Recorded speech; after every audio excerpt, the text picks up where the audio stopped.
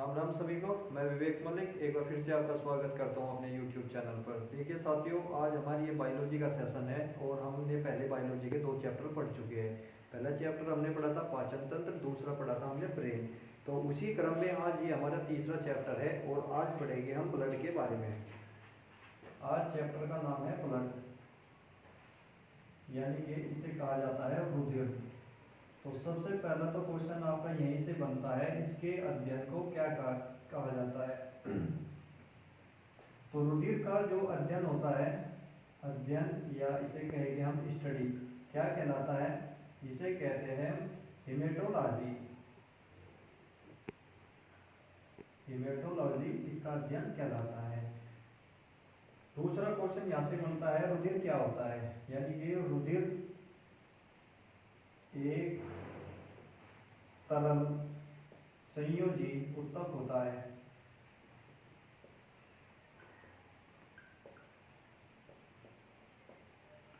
अगर आपसे पूछा जाए, तरल तो सभी जानते हैं, लिक्विड फॉर्म इसका तरल कहलाता है, लेकिन अगर पूछा जाए संयोजी ऊतक क्या होता है, संयोजी ऊतक उसे कहते हैं जो एक अंग का संबंध दूसरे अंग से कराता है। यानी कि हमारे शरीर अनेक ऑर्गन से मिलकर बना होता है। तो होता क्या है, हमारे शरीर के अंदर जो रुधिर होता है या ब्लड होता है वो सभी अंगों में प्रवाहित होता है या सभी अंगों के पास अपनी पहुंच बनाता है। तो इसीलिए रुधिर को तरल संयोजी ऊतक कहा गया है, क्योंकि रुधिर ऐसा माध्यम है जो एक अंग का संबंध अन्य सभी अंगों से स्थापित करता है। तो इसलिए रुधिर को हम कहते हैं तरल संयोजी ऊतक। यानी कि तरल संयोजी ऊतक किसे कहते हैं? वह ऊतक जो एक अंग यानी कि ऑर्गन, इसे अंग को इंग्लिश में कहते हैं ऑर्गन, जो एक अंग का संबंध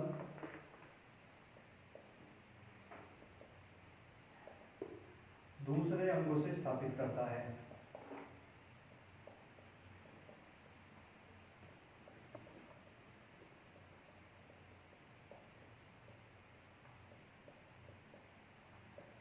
उसे संयोजी ऊतक कहते हैं।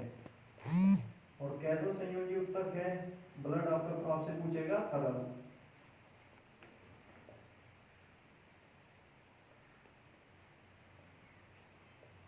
अगला क्वेश्चन जो यहाँ से निकलता है, ये निकलता है रुधिर का पीएच मान कितना होता है? पीएच मान, इसका पीएच मान होता है 7.4। यानी कि इसे क्या कहा जाएगा? इसे कहा जाएगा हल्का क्षारीय, या इसे कहा जाता है अल्प बसमीय।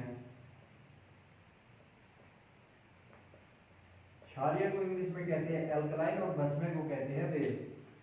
अगर हम क्षारीय की बात करें, क्षारीय किसे कहते हैं?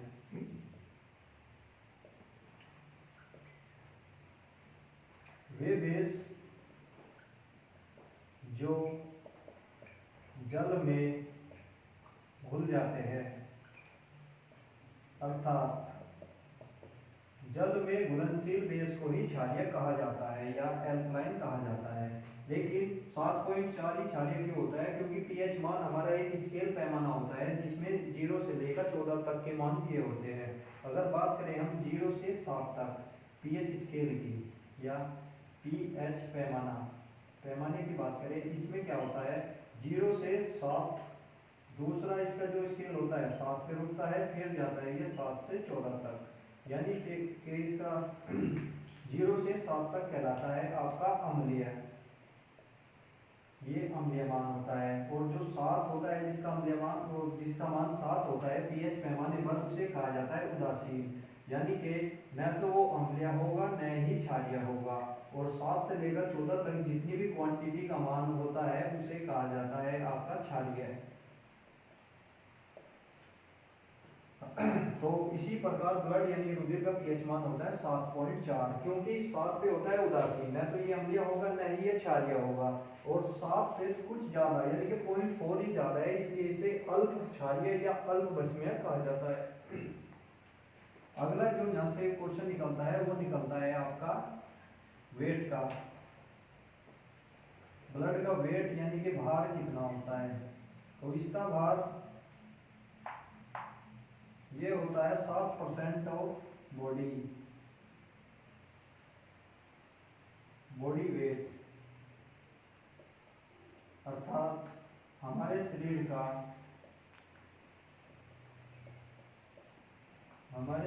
का 7% होता है। आप सभी समझते होंगे कि जो ब्लड होता है वो लिक्विड फॉर्म में होता है, लेकिन उसका वेट नहीं होता। लेकिन हम यह भी जानते हैं जितने भी हमारा लिक्विड फॉर्म होता है उसका हम वेट कर सकते हैं। जैसे हम दूध का वेट करते हैं, लीटर वगैरह में इसमें कर लेते हैं, तो भार उसका किया जा सकता है। इसी प्रकार ब्लड का भार किया जाता है, और कितना होता है, जितना भी व्यक्ति के शरीर का भार होगा उसका 7% ही ब्लड से मिलकर बना होता है। ठीक है, चलो अगर हम बात करते हैं इसकी वॉल्यूम की, यानी कि आयतन इसका कितना होगा। अगर हम एक औसतन व्यक्ति के भार की बात करें, औसतन यानी कि एवरेज वेट एक व्यक्ति का होता है 70 किलोग्राम, और 70 किलोग्राम व्यक्ति में जो रक्त की मात्रा, ब्लड की मात्रा होगी वो होगी आपकी 5 से 6 लीटर। ठीक है, यानी कि यहाँ से क्वेश्चन इस तरह पूछेगा, वो पूछेगा कि एक व्यक्ति में कितनी मात्रा में रुधिर की मात्रा होती है, या कितनी मात्रा में रुधिर पाया जाता है, तो आपका सीधा सीधा आंसर बनेगा 5 से 6 लीटर। या इस प्रकार भी क्वेश्चन वो यहाँ से पूछ सकता है कि 5 से 6 लीटर रुधिर वाले व्यक्ति का औसतन भार कितना होता है, तो आपको आंसर देना होगा 70 किलो। 70 किलो व्यक्ति के औसतन भार वाले व्यक्ति में 5 से 6 लीटर मात्रा में रुधिर पाया जाता है। ठीक है, तो अगर हम बात करते हैं वेट के बारे में, वेट यानी कि अगर हम बात करें बॉडी वेट, जो हमारा बॉडी वेट होता है, अगर ये बढ़ेगा तो इसका अर्थ है आपका ब्लड का वेट भी बढ़ेगा, और अगर बॉडी वेट कम होगा तो आपका ब्लड का बॉडी वेट भी कम होगा। यानी कि वेट जो है बॉडी के अनुपात में ही बढ़ता है और बॉडी के अनुपात में ही घटता है।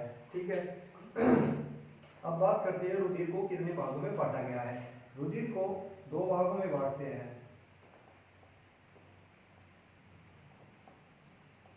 या 2 भागों में बांटकर रुधिर का अध्ययन किया जाता है। पहला जो भाग होता है रुधिर का वो कहलाता है प्लाज्मा,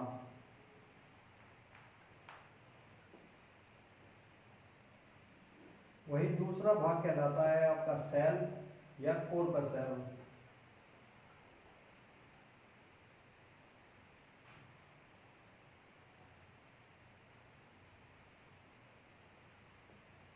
यानी कि इसका अर्थ होता है कोशिका, और कोर्पसल का अर्थ होता है कणिका। कणिका व कोशिका ये हम आगे बताएंगे इनकी डेफिनेशन वगैरह। फिलहाल आप इतना समझिए, प्लाज्मा और सेल 2 भागों में रुधिर को बांटा जाता है। प्लाज्मा होता है कितना, प्लाज्मा इसका एक बड़ा पार्ट होता है जो 55% हिस्सा लिए हुए है, और दूसरा होता है सेल, सेल इसका बनाती है 45% हिस्सा।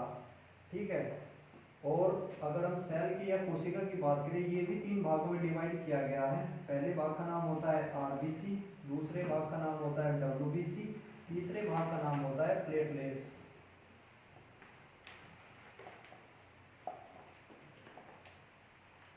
ठीक है, तो आप ये देखें कि रुधिर को 2 भागों में बांटता है प्लाज्मा। प्लाज्मा क्या होता है, प्लाज्मा एक बड़ा भाग होता है। बड़ा भाग कितना होगा, यानी कि रुधिर का 55% हिस्सा प्लाज्मा से ही मिलकर बनता है। और अगर हम बात करें सेल का, सेल 45% हिस्सा होता है जो 3 भागों में डिवाइड किया गया है। पहले का नाम होता है आरबीसी, रेड ब्लड सेल, और दूसरा होता है डब्ल्यूबीसी, व्हाइट ब्लड सेल, और तीसरा होता है आपका प्लेटलेट्स। ठीक है, तो इसे नोट करिए, फिर इसके बाद में आज हम प्लाज्मा के बारे में पूरा पढ़ते हैं।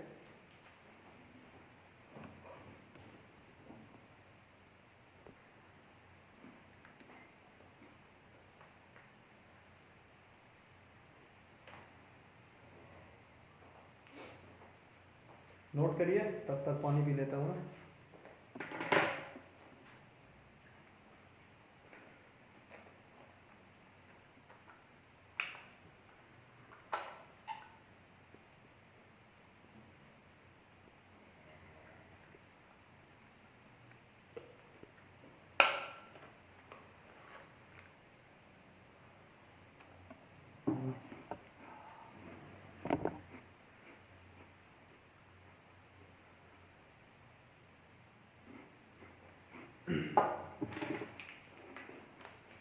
चले आगे चलते हैं।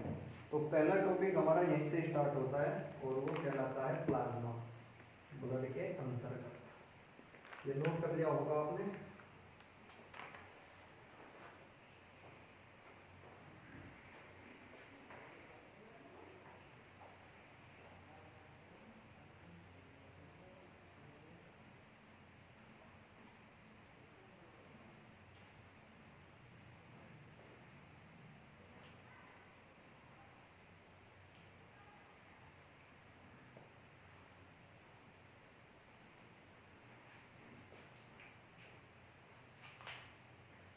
अब पढ़ते हैं प्लाज्मा के बारे में।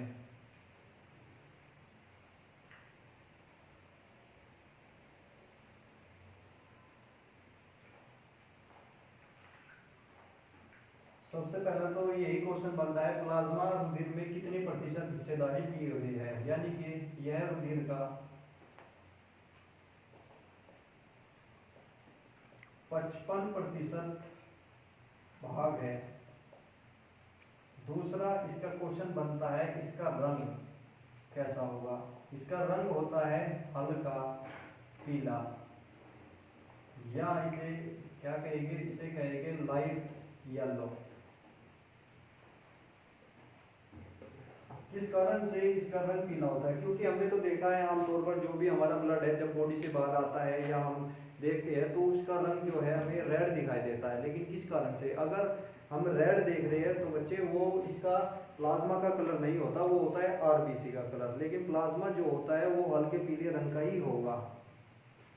तो अगर बात करें हम हल्का पीला रंग, किस कारण से प्लाज्मा का रंग हल्का पीला रंग होता है, क्योंकि हमारे शरीर के अंदर एक पिगमेंट पाया जाता है और उस पिगमेंट का नाम क्या होता है, इस पिगमेंट का नाम हो जाएगा बिलीरुबिन पिगमेंट। सबसे पहला तो क्वेश्चन यहाँ से यही बनता है आपके समझने के लिए, ये पिगमेंट होता क्या है। पिगमेंट की बात करें हम, पिगमेंट होते हैं एक ऐसा केमिकल, या इसे कहते हैं हम ऐसा केमिकल होता है, ऐसा केमिकल होता है जो हमारे शरीर के अंदर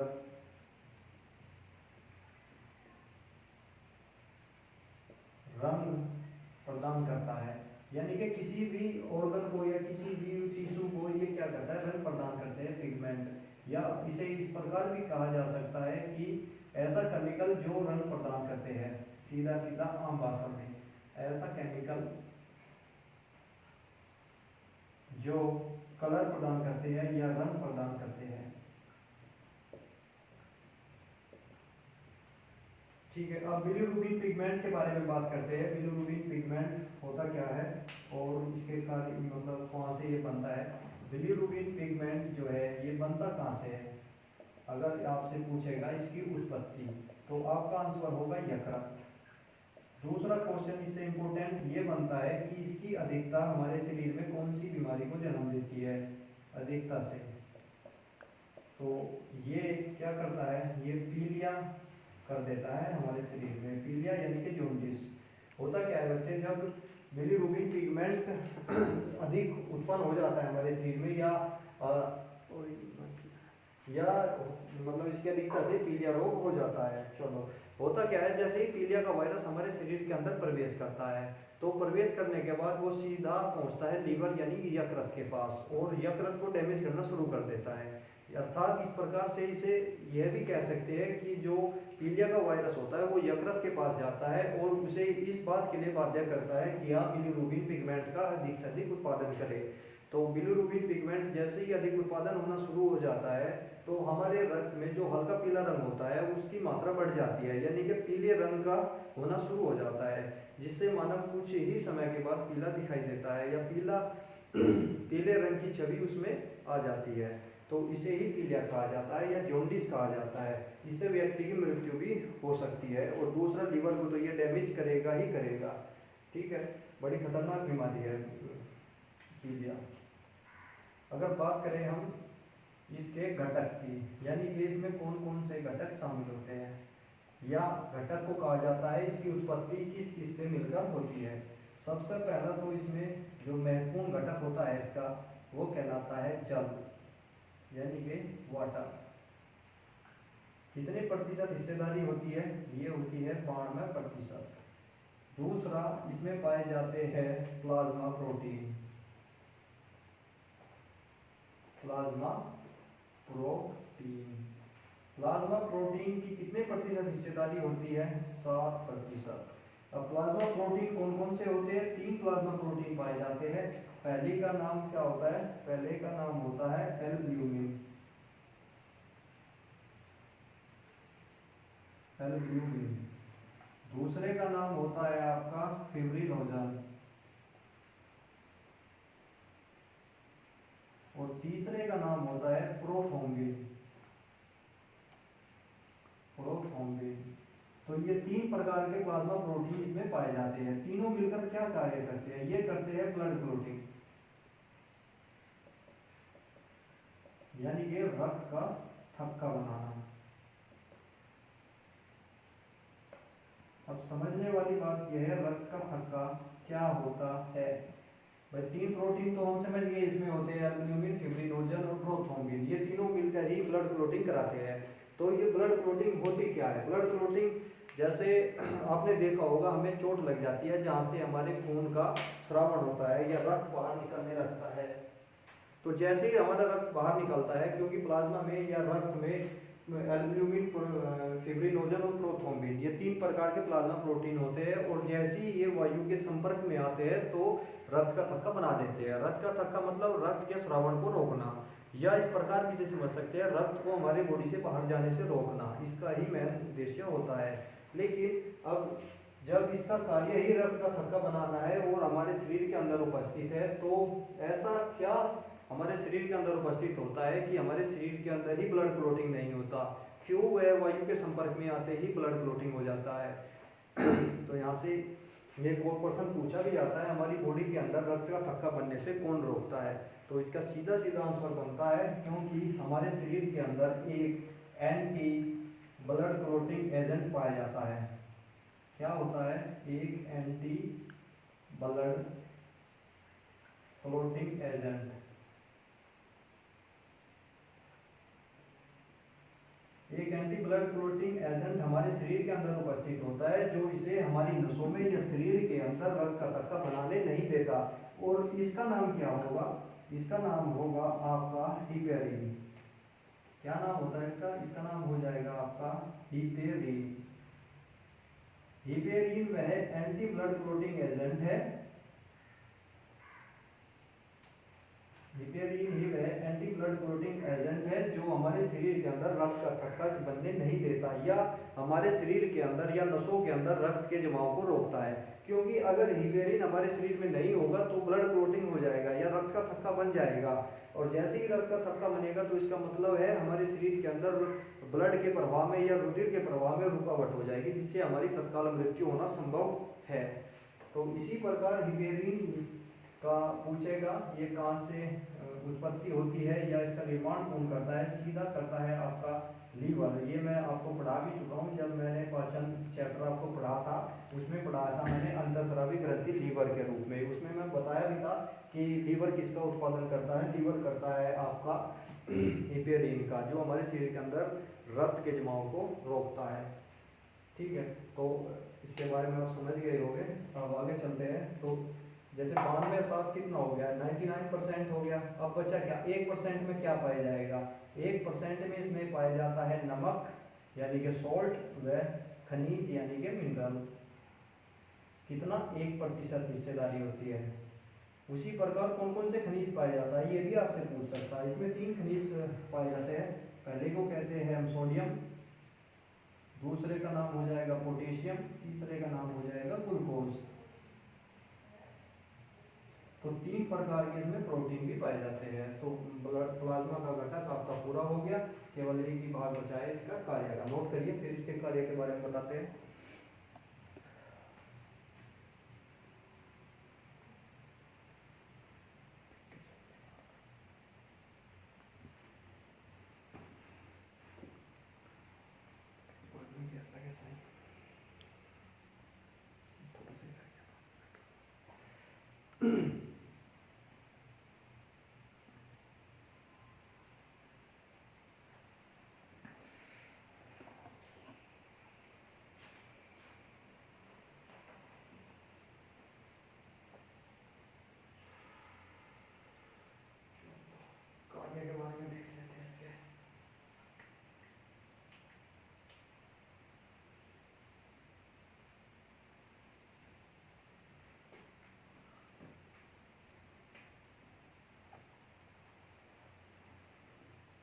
अगर कार्य के बारे में बात की जाए प्लाज्मा की, सबसे पहला कार्य होता है फ्लूइडिटी टू ब्लड।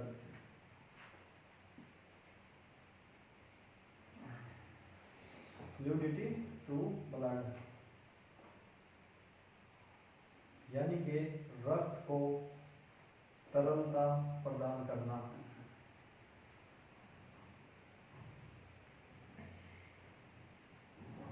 दूसरा जो कार्य होता है इसका होता है ब्लड क्लॉटिंग,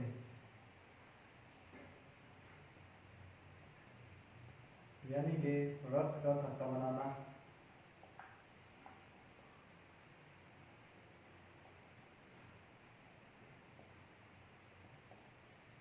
तीसरा जो कार्य होता है इसका रक्त के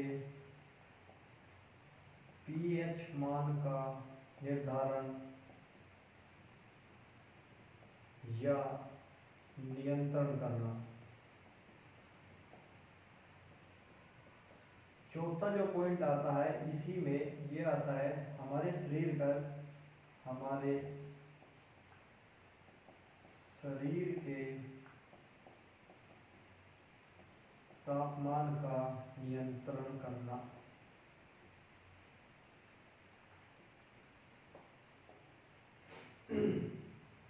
तो पढ़ते हैं, सबसे पहले तो यही होता है फ्लूइडिटी टू ब्लड, यानी कि ये जो हमने बताया है आपको फ्लूइडिटी टू ब्लड यानी कि रक्त को तरलता प्रदान करना। रक्त को तरलता प्रदान करने का कार्य किसका होता है? आपका प्लाज्मा का ही होता है। जैसे हमने शुरू में पढ़ा था, रक्त एक तरल संयोजी ऊतक होता है। संयोजी ऊतक तो होता ही है लेकिन वो तरल फॉर्म में होता है, और तरल फॉर्म उसे कौन प्रदान करता है? तरलता कौन प्रदान करता है? प्लाज्मा ही उसे तरलता प्रदान करता है। दूसरा इसका जो कार्य होता है वो होता है आपका ब्लड क्लॉटिंग। ये मैं आपको समझा चुका हूँ। ब्लड क्लॉटिंग आपका जो है प्लाज्मा प्रोटीन होते हैं, जैसे ही वो वायु के संपर्क में आएंगे तो ब्लड क्लॉटिंग हो जाएगी। तीसरा इसका काम होता है पीएच मान का निर्धारण करना। जैसे हम जानते हैं ब्लड का पीएच मान होता है 7.4, लेकिन ये 7.4 ही बना रहे। ये कार्य भी किसका होता है? ये कार्य भी प्लाज्मा का ही होता है, या प्लाज्मा ही पीएच मान को नियंत्रित करता है, जो उसे बढ़ने या घटने नहीं दे रहा है। चौथा जो कार्य होता है वो होता है हमारे शरीर के तापमान का नियंत्रण करना, यानी कि जो आंतरिक तापमान है उसका नियंत्रण भी प्लाज्मा ही करता है। लेकिन कैसे? जैसे हमने इससे पहले चैप्टर नंबर 2 पढ़ा था ब्रेन, तो ब्रेन के बारे में हमने आपको बताया था ब्रेन का एक पार्ट होता है जिसका नाम होता है हाइपोथैलेमस। होता क्या है? हाइपोथैलेमस भी मैंने वहां पर लिखवाया था आपको, आंतरिक तापमान का नियंत्रण करता है।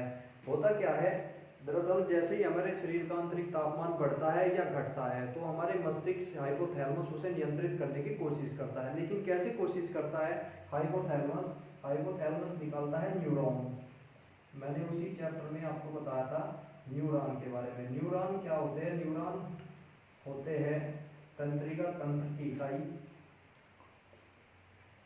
जैसे मैंने वहां बताया था ब्रेन तंत्रिका तंत्र का ही भाग होता है, और तंत्रिका तंत्र की इकाई होती है न्यूरॉन। या न्यूरॉन को क्या कहा जाता है? इसे कहा जाता है संदेश वाहक, यानी कि मस्तिष्क के संदेश को अंगों तक ले जाने का कार्य ही न्यूरॉन करता है। और हाइपोथैलेमस जैसे ही हमारे शरीर का टेम्परेचर बढ़ता है या घटता है तो हाइपोथैलेमस सबसे पहले न्यूरॉन को प्रेरित करता है या प्रेरक संकेतों को भेजता है।